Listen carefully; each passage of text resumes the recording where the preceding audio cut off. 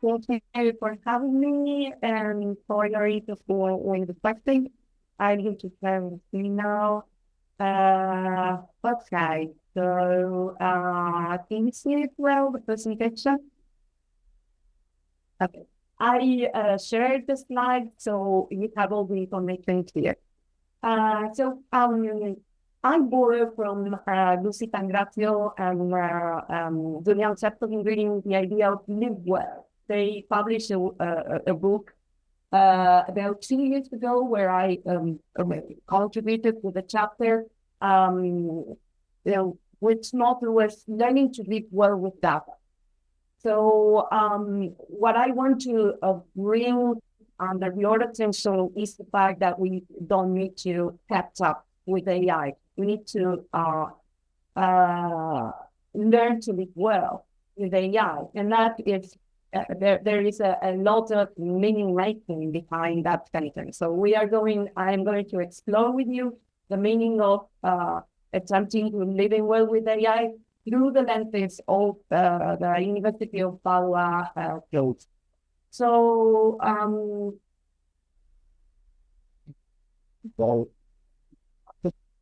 okay.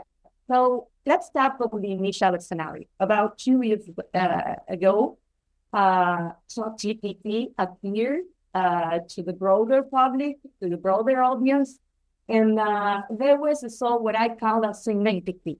Synecdoche in the sense that ChatGPT became the word to name AI. And then a broader audience, the crowds became interested on AI, despite the fact that AI had been a research problem from the last 50 years. For example, in my case, I had been working in the field of learning analytics for the last 10 years. So I was quite aware of applications with machine learning and automations based on AI. But when ChatGPT appeared and generative AI appeared, was delivered to the public through ChatGPT. ChatGPT is the sort of textbook of our contemporary times. So what happened is that the people became aware of AI. And then there was what we could call AI hype. This is also considered in some of the authors you see below. I mentioned AI hype. I could show the number of papers, the number of growing citations. Like when you Google Trends, you will find the increasing, really deep interest on the topic, and also a feeling of fear of missing out about the AI activities and the AI discoveries and doing things with AI in teaching. There was a lot of effervescence connected to the usage of applications based on generative AI from the second part of 2023, the first semester, second semester of 2023, and moving on this current year. And the FOMO effect is disempowering for most teachers because it's like, oh, I need to catch up. It is stressful. I need to catch up. I need to use these apps and I need to learn more. And there was such an abundance that it was disempowering. Then there was a feeling of concern about academic integrity debate. There are already studies doing distance analysis about publications and social media in topic modeling, considering the problem of academic integrity. Academic integrity considered connected to bad usage of generative AI from student side to cheats, particularly written state. So the culture of written essay was troubled by the appearance of the ChatGPT. And the fifth topics I want to bring to your attention is the contrasting discourse. So in the face of all these four issues, so the AI hype, we saw the chaotic usage, the formal effect, the problem, the concern about academic integrity, so with counter response, bringing to the fore the need to create ethical guidelines, ethical approaches and recommendations that suddenly very, very classically became sort of checklists relating to, okay, I'm going to use this app, so anxiety, I'm going to use this AI-based app, and okay, I check that the ethical part is considered, and then I move further. But what is the problem with all of this? The problem is that we do not stem from reflection about who we are at universities.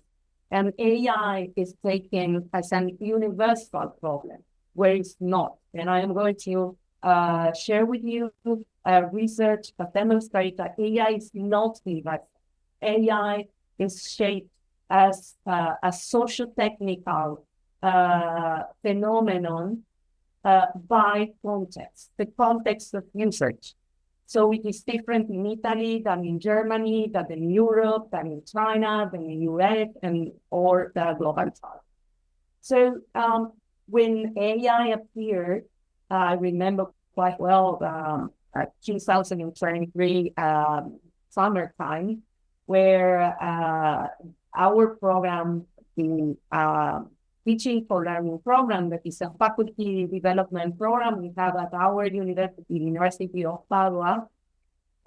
Just a couple of figures about our university. We are a big university in the northeastern part of Italy, near the Adriatic Sea, near Venice. And we have about 60,000 students. We have about 100 degrees. I mean, we move from very strong research-based degrees in engineering and healthcare and biomedicine to humanities. And we have a long-standing with about 4,000 faculties in all these disciplines. And we are a historic university. We are among the 5 eldest universities in Europe. We are 803 years old, so quite a long tradition.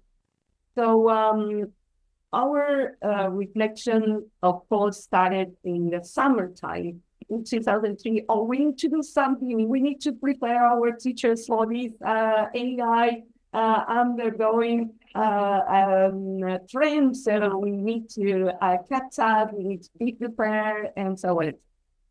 So our first question was, which faculty development approach could be most appropriate to deliver to our teaching staff generative AI, to integrate generative AI into our teaching activities. So, and of course, we have a very efficient digital learning office, and they had already been, for example, they bought the licenses for ChatGPT for us to start analyzing the tools and piloting a little bit, and co-pilot for all of the students. So we moved fast during the first semester of 2003, 2004. But we created this AI group, and an inner voice told us that was something not okay about that. we ask a several questions. Who we are in a very hermeneutic position, I must say, to honor, the German philosophy, German philosophy. Who we are, what do we know about AI? Who we are in amid this, AI path? Which are our resources? And most importantly, which are our capabilities about AI? Where do we want to go? And then we have a very nice discussion. Somebody brought to the fore, a mathematician in our group brought to the fore the fact that we are the motto of the University of Padua, Universam versus Patamina Libertas, which in Latin means entirely for all freedom at the University of Padua. So respecting our autonomy and freedom, the teaching freedom, was one of the first things. We need not to impose AI apps, but to create spaces that respect teachers in the independent approach to their teaching. If there are teachers that are not willing to use and they have strong basis not to consider AI, we are going to respect that. This was the first thing. And the second thing was, well, we are the home of Galileo Galilei. So for Galileo Galilei, observing and understanding through observation was the first thing, was a very relevant thing. So the telescope, you see, the publication on the telescope. So we said, let's create a telescope on our practices at the University of Padua. So our identity, our questions on our identity led us to create a strategy, institutional strategy based on those elements you see there. Promote understanding as educators and human beings. Slow scholarship to promote understanding on what AI is and which are the apps that we need and we don't need, we want and we don't want. In search of a unique and situated perspective characterizing our institutional identity and our intellectual and political agency as creatures. And then moving beyond using instrumental approach to AI. Oh, we need to use the pilot or ChatGPT for this test, or which is the best large language model that's always important. Methodologies based on the pedagogical ultimate goal to integrate the perspective, the technological perspective into our teaching. And then generate narrative. We create videos and a contest with our students. We have nice videos from the students collecting their narratives about what is AI for them. And then, of course, monitoring, teaching effectiveness and students' engagement or questioning progressively on AI. I have concrete examples, as I said, we created, for example, the teaching week at this month. Sonia was asking for the favorite university, for your university. We have a digital week, the second digital week, talking about experiences from teaching from the student side. And then the monitoring, we are collecting all of the questionnaires from all of our students from the last 6 years. And we are formulating those with several questionnaires we have ongoing. So this is my research. So I was asked, of course, to offer some labs to introduce such a perspective. So I am at the fourth lab. It's in December. I'm going to offer the lab. So I am going to tell you what did we do last year. These are my publications. The second one is in English, but it is in Italian post-digital scholarship, where I talk about the need of creating situated approaches to data, and then to develop post-digital scholarship. Considering on the right, you see the scholarship, the critical scholarship about AI and data usage, data application on platformization in education as the post-digital phenomenon. So we cannot talk about only digital. We need to think about professionally of that speeches and scholars that is placed on the post-digital era. It's a pervasive presence of the digital, and a digital that goes in depth. It has several layers we don't see. We don't necessarily see. We see the surface. For example, ChatGPT is nice, it's exciting, we can interact, it's fast, and so on and so forth. But there are layers we don't see. Data capture, economic interest, political interest,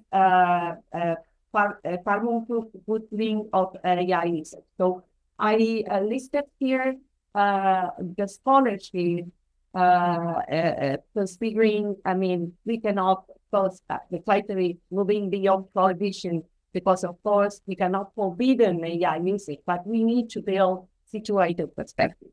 So we need to explore AI potential, but we need to understand the AI social life, the way that AI is played, as I said at the beginning, in a context that there are invisible algorithmic structures that we don't necessarily see or we are aware of. The fact that we need to integrate ethical guidelines. There are nowadays several texts like Giannini from UNESCO and the new commission from 2022. These are listed in the references. But if you need further information, I can then later on copy and paste on the links. And we need to approach AI responsibly through responsible and a responsible approach. And I think later on with the question of sessions, we are going to talk a little bit more on that. But for example, considering broader social impact and global south and global north relationship in the research of AI. So let's move to the case. So our case stem from my case, stem from axiology, so from values, promoting mixed method approach, collecting this case. And the case was, of course, based on, as I said, mixed method approach, and we collected quantitative data over the activities I led as faculty development sessions. So they were faculty development sessions.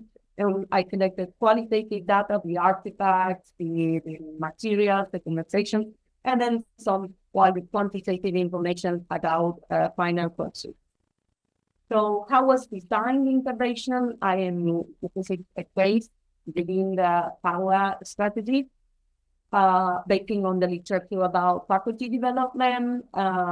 If the case is already published, it was based on 5 phases of interaction with the teacher, blended, 2 meetings, one at the beginning and one in the end, and 1 online session, 3 sessions where we liaised with our online forum, exploring, understanding AI, collaborating within groups about AI implementation in class, then designing and implementing, and then pedagogical documentation and sharing of experiences. I mean, we are now at the time of sharing our experiences, documented experiences. So we also promoted 2 perspectives on AI, teaching and learning with AI. So using, for example, WooClap to generate surveys, or 11 Labs to clone our voice and create videos. And then promoting AI literacy, learning with on AI, about AI. So learning what is this instrument we are using, which are the terms of use that the tools, which are the issues, and how these instruments are created, are also delivered to the is respected with the GDPR, with energy consumption and so on. We learn very interesting things about, for example, where are the servers, with how data is handled, and the fact that some servers are starting to implement, for example, in Switzerland, but also in Italy, and are starting to use, for example, green policies to feed the servers, to maintain power, supporting the servers. So, and then we focus on 6 areas of pedagogical intervention: curriculum design, learning design, content development, communication, collaboration, and assessment. So we led the teachers to use to choose one of these 6 areas and the 2 perspectives to shape their practices throughout the 5 phases. So we have the online synchronous and online asynchronous, as said, and we also have 2 on-site workshops. This is what I already explained, and the expected results for us was improving understanding about AI as a problem beyond instrumental usage, several pedagogical hypotheses on AI in educational usage, and cases for reflection. This was our final ultimate goal, was to collect cases to keep on and to further expand the initial reflection from these 23 teachers engaged in the program to the broader public, the broader audience in the University of Padua. So here are some, pictures from our journey.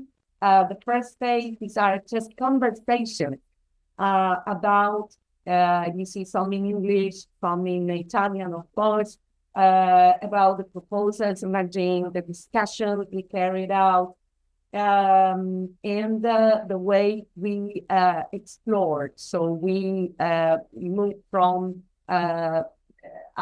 reading texts on AI, understanding AI, exploring tools, as I already explained. So this is the Padlet with several initial proposals. So this was the second session. We came up with learning design ideas using AI. And then we spot with other trainer, Mariana Ferrarelli, that was helping us. We spot something I'm going to tell you next. We spot problem. Also, moving to the second session, we developed the cases, and we saw that the focus on AI was prevalent, and that the usage was mostly based on the teacher perspective, and how AI is used was weaker. We had a very interesting case on developing argumentative skills, but most cases, most interest was creating online quizzes or analyzing collaborative learning within a class or integrating the chatbot. But then the case 5 was more reflecting on generative things like configuring a chatbot to serve our class activity. So in this table, I synthesized what we came up with along the section. There was these cases of automated quiz creation where there was little active learning and students, lower student skills development. And then we observed and reflected together about the cases where active learning was enacted and higher order skills were promoted. So what we thought was that the very naive approach to AI produced more like traditional teaching and lower order skills, like, for example, automating quizzes, automating quiz creation. This does not produce any change from a pedagogical and teaching point of view. And this is what we came up with, analyzing the cases, reflecting. That was very, by serendipity, I brought to the audience, who are my 20 teachers, the Bloom's taxonomy, and we reflected about the fact that active learning, promotion, and lower or higher need or higher order skills supporting. And then we also reflected about academic integrity, because when I use AI to create critical information, we still have problems with academic integrity. But when we have AI to support, for example, argumentative skills in interaction with chatbots, or when we create a generative train to support my class activity, we don't have academic integrity problems because the students are engaging creatively with AI. But we need to spot that along faculty development. Here are the more quantitative results. I think I'm out of time. So what I want to bring to your attention is that the teachers said that here are the questions we asked to them, when the teaching approach is strong. So our teaching as faculty developers was strongly correlated with the recommendation to third and the willingness to improve their pedagogical approach and applicating the activity. And we also did a linear regression. We have very strong fit of the model and topic and organizations will be interested on AI, and the organization are predictors of usage, but most importantly, the good teaching, the good organization of the session promotes the willingness of the applying. And we move to the discussion, unguided approach of the faculty development, not thinking about our identity as institution and who we are and so on and so forth, liaises with traditional teaching. So we will use the people that is unguided to use AI, that is given just the AI instrument, probably will liaise with a traditional teaching and will have issues with academic integrity. Whereas the critical approach throughout this process of understanding a situated usage of AI will lead to a progressive, holistic, and more critical usage, producing active learning and higher order skills from our students. That is what we want. We don't want just use AI. We want to produce learning and critical learning. So we need to raise awareness and engagement from our people. And moving to the conclusions, there are, of course, challenges and future directions because this is just the case. This is just our case. This is a convenience case from my own because I was asked to conduct some sessions, and this could be different in other who work different, for example, at your university. And we didn't reflect enough on, for example, whether we need to decrease AI use and to promote other approaches. We need AI all the time. And this is my last conclusion. I quote Pasquinelli, wrote an interesting book, The Eye of the Master. He says, social intelligence informs and empowers AI. So it's that social intelligence what shapes the very design of AI algorithm from within. So we need a political epistemology of AI. We need to care about the data and digital infrastructures. And my question to you and for all of us is, do we want to think how to use AI well, proficiently, or to rethink the structures and algorithmic politics we shape through our teaching practice? When I buy Copilot, the Copilot license, or I use ChatGPT, I am promoting certain digital and data infrastructure. So we need to reflect about this to be well with a qualitative approach to AI. Thank you.